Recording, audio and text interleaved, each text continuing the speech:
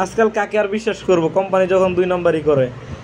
8 সেলের একটা পুরাতন সেল কিনছি, এটা কিনছি 230 টাকা দিয়ে। তো যাই হোক, মনে করলাম যে দিচ্ছি মনে হয়। তো 6টা সেল অরিজিনাল ব্যাটারি, সব কটাই 1800 mAh এর ব্যাটারি। দেখা যাক পরবর্তী টেস্ট করলে কত পাবো। সব কটাই 1800। তো লাস্টের দুইটা ব্যাটারি, এই দুটো ফেক। এখানে টুইস্টটা দেখেন, কোম্পানি ব্যাটারি বানায় বিক্রি করতেছে 8 সেল বইলা, অথচ সেল ভিতরে 6টা। বিশ্বাস মানুষের কাছ থেকে এমনি দুনিয়া থেকে উঠে যাইতেছে না। সেলটা কিন্তু 100% ইনটেকই ছিল।